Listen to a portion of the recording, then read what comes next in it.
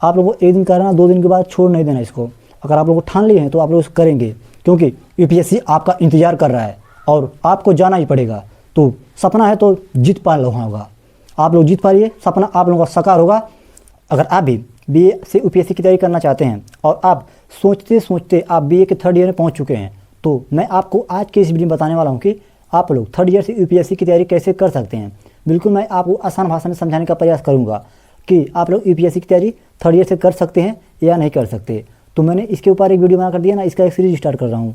पहले मैं आपको दिया था बनाकर बीए 1st ईयर से, तो बीए 2nd ईयर के वीडियो बाद में आएगा, क्योंकि हमारे जितने भी ऑडियंस हैं या एस्पायरेंट हैं वो अभी बहुत सारे 3rd ईयर में हैं, तो इसलिए 3rd ईयर का वीडियो आज बनाने वाला हूँ। तो चलिए आज की वीडियो की स्टार्ट करते हैं। तो सबसे पहले आप लोग एक बात ध्यान दीजिएगा, अभी जो आप लोग यहाँ पर पहुँच चुके हैं ना 3rd ईयर में, तो आपके दिमाग में सवाल आ ही रहा होगा कि हम लोग बीए के 3rd ईयर से यूपीएससी की तैयारी कैसे शुरू करें, ठीक ना। क्योंकि आप लोगों को लगता है कि लास्ट ईयर से यूपीएससी की तैयारी हो ही नहीं सकती। ये आप लोगों के लिए बहुत गोल्डन ईयर है यूपीएससी की तैयारी करने के लिए। दिन इसमें आप लोगों को कुछ बातों को ध्यान में रखना चाहिए। जो जैसे पहला है कि सबसे पहले आपका एक सोच गलत है कि हम लोग बीए के 3rd ईयर से यूपीएससी की तैयारी नहीं कर सकते हैं, लेकिन कुछ गाइडेंस को आप लोगों को ध्यान में रखना होगा। तो आप लोगों के दिमाग में आ रहा होगा कि बहुत लेट हो चुका है, अब नहीं करते हैं, चलो छोड़ देते हैं यूपीएससी। बट आप लोगों का सबसे बड़ा कन्फ्यूजन दूर हो जाएगा आज की इस वीडियो में। तो सबसे पहले आप लोगों को इसके यूपीएससी की तैयारी करने के लिए इतना तो पता होगा आप लोगों को यूपीएससी का एग्ज़ाम मतलब स्ट्रक्चर क्या होता है। अगर आपको नहीं पता तो मैं आपको एक बार इसकी बेसिक जानकारी के बारे में बता दे रहा हूँ। तो वीडियो को पूरे ध्यान से देखिएगा, मैं आप लोगों को ऐसी ऐसी वीडियो में जानकारी दूंगा ना कि आप लोग 3rd ईयर से यूपीएससी की तैयारी कर सकते हैं बिल्कुल बहुत आसान से। तो बने रहिए वीडियो के साथ। तो चलिए सबसे पहले मैं आपको बता दूँ यूपीएससी का एग्ज़ाम पैटर्न क्या होता है। दिन ये आप लोगों का यूपीएससी आपको पता होगा यह भारत का सबसे बड़ा कंपटीशन वाला एग्ज़ाम होता है, जिसका उल्लेख आप लोगों को संविधान में मिलेगा। बाकी जितने भी आप लोग एग्ज़ाम देने जाएंगे, एसएससी आरबी ऐसे होता है ना, सब कोई अच्छा लेवल का जॉब नहीं होता है जिसका संविधान में इसका दिया जाता है ना, आर्टिकल में इसका है। मैं आपको बताने वाला हूँ बहुत अच्छे तरीके से, तो वीडियो में ध्यान देखिएगा। यूपीएससी का एग्ज़ाम मतलब स्टेजर क्या है। देखो सबसे पहले यूपीएससी में आप लोगों को एग्ज़ाम देखने को मिला 3 स्टेज में, पहला, दूसरा स्टेज एंड तीसरा स्टेज। अगर आप लोग इसको पास करेंगे तो मेंस इसमें जाएंगे, अगर इसको पास करेंगे तो इसमें जाएंगे। अगर आपको पहले से पता था कि यूपीएससी में जो स्टेज होता है एग्ज़ाम का 3 होता है, तो आप लोग कमेंट बॉक्स में जरूर बताइएगा। और बीए के 3rd ईयर पे है तो आप लोग कमेंट में जरूर बताइएगा, क्योंकि अगर जब मैं वीडियो बनाऊंगा तो इसमें आप सभी का नाम अनाउंसमेंट करूँगा, आप लोगों का हाजिरी लगाऊंगा, अटेंडेंस, ठीक। तो इसलिए कमेंट करिएगा, वीडियो को लाइक जरूर करिएगा। दिन देख लीजिए, अब मैं आपको बताने वाला हूँ कि यूपीएससी तो सबसे पहले ये है प्रीलिम एग्ज़ाम। जब आप तो देख लीजिए जो आपका प्री एग्ज़ाम होता है, इसमें 2 पेपर देखने को मिलते हैं। पहला पेपर है GS1 का पेपर। इसमें बात करें क्वेश्चन की, तो इसमें आप लोगों को क्वेश्चन 100 मिलता है, 100 क्वेश्चन मिलता है आप लोगों को। इसमें अंक की बात करें तो 200 अंक इसमें मिलता है आप लोगों को। लेकिन आप लोग इसमें ध्यान देंगे, आप लोगों को जो देंगे GS का पेपर, ये आप लोगों का कट ऑफ इसमें बनता है। आप लोग अगर कोई क्वेश्चन गलत करेंगे तो आप लोग का अंक काटा दिया जाएगा। आप लोग ध्यान से देखिएगा, ध्यान से समझिएगा। इसमें आप लोगों को हर एक क्वेश्चन के 2 अंक मिलते हैं, ठीक। 2 अंक आप लोगों को मिलते हैं, 100 क्वेश्चन के 2 अंक 200 हो गए, ठीक। अब जो दूसरा पेपर इसमें होता है CSAT, इसका नाम है CSAT का पेपर। इसमें क्वेश्चन की बात करें हम लोग तो इसमें आप लोगों को 80 क्वेश्चन देखने को मिलता है। बट इसमें जो क्वेश्चन होता है 80 होता है, लेकिन जो अंक है ना आप लोगों का सेम रहेगा, 200 अंक इसमें भी रहेगा। लेकिन आप लोगों को एक बात ध्यान देनी है, इसमें जो का CSAT में आप लोगों को मैथ, रीजनिंग, कम्प्रीहेंशन क्या होता है, इसके ऊपर मैं आपको बताऊंगा कम्प्रीहेंशन कैसा होता है, कम्प्रीहेंशन में क्या पूछा जाता है। तो कम्प्रीहेंशन में होता है कि एक पैराग्राफ दे देगा आप लोगों को, इसमें से आप लोगों को क्वेश्चन लिखना होता है। देन हम लोग बात कर रहे हैं अभी 80 क्वेश्चन 200 अंक के, लेकिन इसमें आप बात करेंगे तो हर एक क्वेश्चन के 2.5 अंक आप लोगों को मिलेंगे। लेकिन आप बहुत ध्यान से सुनिएगा इस बात को, जो है ना CSAT, ये सिर्फ आप लोगों को क्वालिफाइंग पेपर है, क्वालिफाइंग पेपर। इसमें बात करते हैं हम लोग, इसमें मात्र आप लोगों को 33% अंक लाना होगा। अगर आप लोग 33% अंक ला देंगे, मतलब नंबर ला देंगे, तो आप लोग इस पेपर को कंप्लीट मतलब पास कर लेंगे। देन अब हम जाते हैं मेंस के ऊपर। इस सभी को पास करके आप लोग पहुंचेंगे मेंस में। जो सबसे ज़्यादा स्टूडेंट यहीं पर फेल हो जाते हैं, क्योंकि इसको बहुत अलग लोगों को आसान लगता है कि ये बहुत आसान है, लेकिन ये आसान नहीं होता है। बस आप लोग समझ गए और प्रैक्टिस पे प्रैक्टिस एंड PY को हल करने लगे ना, तो आप लोगों का प्री ऑटोमेटिक निकल जाएगा। ये मेरी बात को ध्यान में रखिएगा आप लोग। देन अब आता है मेंस का एग्ज़ाम। मेंस को हिंदी में मुख्य परीक्षा कहते हैं। देन इसमें बात करते हैं हम लोग, 9 पेपर होता है इसमें। जो मेंस का पेपर होता है इसमें 9 पेपर होता है। सेकंड स्टेज ये है, ठीक। फर्स्ट प्री था, सेकंड मेंस है। इसके बाद आप लोगों का आएगा इंटरव्यू। इंटरव्यू के ऊपर भी हम बात करेंगे, लेकिन आप लोगों को भी ध्यान में देखिएगा 9, ठीक, 9 पेपर। लेकिन इसमें 9 पेपर में आप लोगों को क्या क्या देखने को मिलता है। इसमें पूरे पेपर इंपॉर्टेंट होते हैं, बट सभी में बराबर ध्यान नहीं देना होता है, क्योंकि इसमें कुछ पेपर है जिसका अंक आप लोगों को जुड़ेगा और कुछ ऐसे पेपर होते हैं जिसमें आप लोगों का अंक नहीं जुड़ेगा। तो कौन सा अंक जुड़ता है, कौन सा अंक नहीं जुड़ता, इसके ऊपर हम लोग बात करेंगे। मतलब कौन सा पेपर क्वालिफाइंग है, सिर्फ पास करना होता है, और किस पेपर में हमारा रैंक बनता है, इसमें आप लोग बहुत अच्छे तरीके से समझा दूँ। देखो यहाँ पर यूपीएससी में 9 पेपर हैं। तो सबसे पहले मैं आपको बता दूँ, 2 लैंग्वेज पेपर, मतलब 2 भाषाई पेपर होते हैं। भाषा पेपर में कौन कौन आते हैं मैं आपको बता दूं। भाषा पेपर में एक आता है आप लोगों का इंग्लिश कंपलसरी। इंग्लिश का कंपलसरी पेपर, आप चाहे किसी मीडियम से हो, हिंदी मीडियम, तमिल बोर्ड से हो, किसी बोर्ड से हो, आप लोगों को एक इंग्लिश का पेपर देना पड़ेगा।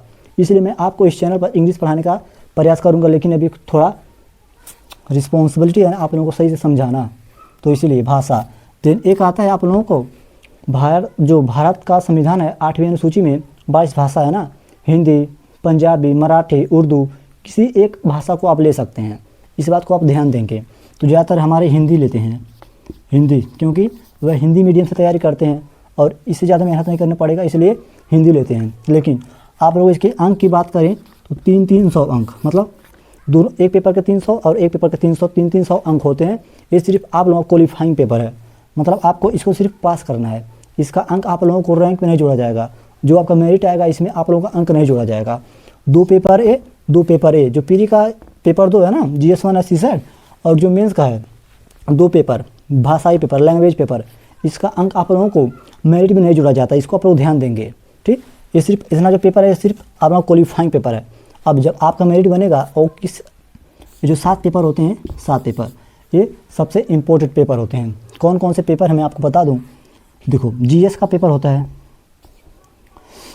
GS का 4 paper, GS1, GS2, GS3, GS4, 4 paper होता है GS का। देन MS में आप लोगों का क्वेश्चन की बात करेंगे तो 250 अंक मिलेगा। 250 अंक आप लोगों को चारों पेपर के मिलेंगे। एक पेपर का 250, एक पेपर का 250, यहाँ पर आप लोगों का 1000 अंक हो जाएगा, ठीक। 1000 अंक आप लोगों का हो जाएगा GS पेपर से। और आता है आगे SC का पेपर, SC का पेपर मतलब निबंध। कोई टॉपिक दे देगा आप लोगों को, इस पर आप लोगों को निबंध लिखना होता है, निबंध, राइट। तो आप लोगों का ये भी 250 अंक का होता है, 250 अंक का। देन लास्ट में जो होता है optional, this is very important of paper, क्योंकि आप लोगों को पता होगा इसमें आप लोगों को ऑप्शनल एक ही सब्जेक्ट से 2 पेपर देखने को मिलता है, जो कि 250 अंक का होता है, ठीक। एक पेपर मतलब कोई भी सब्जेक्ट आप ले सकते हैं, हिस्ट्री, ज्योग्राफी, पॉलिटिकल साइंस, कोई भी सब्जेक्ट लेंगे तो इसका 2 पेपर होगा 250 अंक का। लेकिन आप लोगों को ये ध्यान देना है कि ऑप्शनल अच्छे से चूज करिएगा। ऑप्शनल का आप लोगों को रैंक में चांद तार लगा देगा। तो ऑप्शनल का सबसे इम्पोर्टेंट सब्जेक्ट है ऑप्शनल का, राइट। ऑप्शनल का सब्जेक्ट बहुत इंपॉर्टेंट है। देन अब हम लोग बात करते हैं कि हम लोग 3rd ईयर में पहुँच चुके हैं, तो हम लोग को स्टार्ट कहाँ से करना है, आप लोगों को स्टार्ट कहाँ से करना है। यहाँ पर मैंने आपको बताया जो यूपीएससी का स्ट्रक्चर, एग्जाम स्ट्रक्चर क्या होता है, पेपर कैसे होता है, कितने अंक का होता है, कौन सा इंपॉर्टेंट है, किस पे ज़्यादा ध्यान देना है, किस पे नहीं। तो अब मैं बता दूँ इंटरव्यू आप लोगों को होता है पर्सनालिटी टेस्ट। मतलब आप लोगों को देखो मैं बता दूँ, इसका हिंदी मतलब है साक्षात्कार। आप लोग इंटरव्यू बोर्ड के सामने जाएंगे, आप लोगों का बोलने का, बैठने का, चलने का, ये सभी आप लोगों को देखा जाता है कि आप लोग अधिकारी बनने लायक हैं कि नहीं। क्योंकि बहुत सारे ऐसे हैं ना जो आप लोगों को, एक कुर्सी बहुत इंपॉर्टेंट है, इसलिए आप लोगों को इसका पूरा पर्सनालिटी टेस्ट होता है कि आप लोग इसके योग्य हैं कि नहीं, अधिकारी बनने के योग्य हैं कि नहीं। तो इसलिए मेरी बात को ध्यान रखिएगा। आज से आप लोगों को बोलना, बैठना, उठना, सभी चीज़ों पर नोटिस करिए कि अधिकारी कैसे बैठता और मैं कैसे बैठता हूँ। तो इसी से आप लोगों का इंटरव्यू 275 अंक का होता है, 255, राइट। तो आशा है आपको इतना समझ में आया होगा। तो चलिए मैं आपको बताने वाला हूँ कि BA 3rd ईयर से यूपीएससी की तैयारी स्टार्ट कैसे करें, आप लोगों को क्या पढ़ना है क्या नहीं पढ़ना है। तो देखो, अगर आप लोगों को यूपीएससी की तैयारी 3rd ईयर से करना है तो सबसे पहले आप लोगों को बेसिक मजबूत करना है। क्योंकि सबसे ज़्यादा स्टूडेंट यहीं पर फेल हो जाते हैं, क्योंकि उनका बेसिक कमज़ोर होता है। और आप लोगों को मैं इतना अच्छे से समझा दूंगा कि आप लोगों का बेसिक कंप्लीट हो जाएगा। बेसिक कंप्लीट करने के लिए आप लोगों को पढ़ना पड़ेगा, यूपीएससी के लिए जो होता है ना, पढ़ना पड़ेगा एनसीईआरटी बुक। मैं आपको हर एक वीडियो में बताता हूँ कि आप लोगों को अगर यूपीएससी क्रैक करना तो आप लोग सबसे पहले एनसीईआरटी पढ़ना चाहिए। एनसीईआरटी में कौन कौन से सब्जेक्ट होते हैं? जियोग्राफी होता है, geography, polity, history, economics, sociology, ये सभी जो सब्जेक्ट होते हैं आप लोगों को बहुत इंपॉर्टेंट है। क्योंकि अगर आप लोग इसको एनसीईआरटी कंप्लीट कर लेंगे तो जब आप लोग जाएंगे एडवांस लेवल की बुक पढ़ेंगे ना, अगर आप लोग एनसीईआरटी कंप्लीट करके एडवांस लेवल बुक पढ़ेंगे तो आप लोगों के लिए सबसे इंपॉर्टेंट होगा, क्योंकि ये सब सब्जेक्ट आप लोग एडवांस लेवल के भी पढ़ने पड़ते हैं।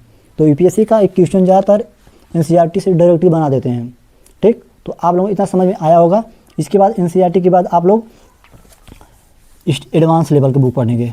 ठीक, एडवांस लेवल की बुक पढ़ना स्टार्ट कर देंगे सब इसी को, पॉलिटी, हिस्ट्री, इकोनॉमिक्स, जियोग्राफी, इन सभी का आप लोगों को एडवांस लेवल का बुक पढ़ना है। देन ऐसे आप लोगों को चूज करना कि हम लोगों का ऑप्शनल सब्जेक्ट क्या रहेगा। देखो, अगर आप लोग बीए कर चुके हैं, अभी ये कर थर्ड ईयर में है ना, तो आप लोगों को सबसे बड़ा बात ध्यान में देखना है कि आप लोगों को पढ़ने में मज़ा किस सब्जेक्ट में आता है, आप लोगों का इंटरेस्ट क्या है, और जीएस का पेपर कौन कौन सा है जो आप लोगों को लिंक होकर मिलता है ऑप्शनल सब्जेक्ट में। तो मैं आपको बता दूं, अगर आप लोग पॉलिटी लेंगे या जियोग्राफी या हिस्ट्री लेंगे तो आप लोगों का आधे से ज़्यादा जीएस से कंप्लीट हो जाता है ऑप्शनल का सब्जेक्ट। राइट, तो आप लोग कौन सी गलतियाँ नहीं करनी है, इतना बात तो आपको समझ में आ ही गया होगा। मैं आपको बहुत अच्छे तरीके से इस वीडियो में इतना समझा दिया हूँ डिटेल से कि आप लोगों का कोई दिक्कत नहीं होगा। आप बात करते हैं आप लोगों को कितने घंटा पढ़ना चाहिए, ठीक, कितने घंटे आप लोगों को पढ़ना चाहिए, डेली स्टडी कैसा होना चाहिए, इसके ऊपर टाइम टेबल आने वाला। तो आप लोग इस चैनल को सब्सक्राइब कर देना। देखो, आप लोग जितने भी उठ सकते हैं 5 साढ़े 5 बजे उठ लेंगे तो आप लोग पढ़ाई करें। सबसे पहले यूपीएससी का पढ़ाई करें सुबह में। देन आप लोग कॉलेज जाते हैं तो कॉलेज जाओ, लेकिन कॉलेज और घूमने फिरने से जितना भी टाइम आपके पास बचता है आप लोगों को सिर्फ यूपीएससी के लिए पढ़ना है। एनसीईआरटी जल्दी से जल्दी कंप्लीट करना है। देन एडवांस लेवल का बुक पढ़ना है। इतना आप लोगों को करते रहना रोज़। देखो, आप लोगों को एक दिन करना, 2 दिन के बाद छोड़ नहीं देना इसको। अगर आप लोग ठान लिए हैं तो आप लोग करेंगे, क्योंकि यूपीएससी आपका इंतजार कर रहा है और आपको जाना ही पड़ेगा। तो सपना है तो जीत पा लो होगा, आप लोग जीत पाइए, सपना आप लोगों का साकार होगा। तो चलिए, इतना बात समझ में आया होगा। अगले वीडियो में बात करते हैं हम लोग किसी नए टॉपिक के साथ। तब तक के लिए जय हिंद, नमस्कार, best of luck, bye bye.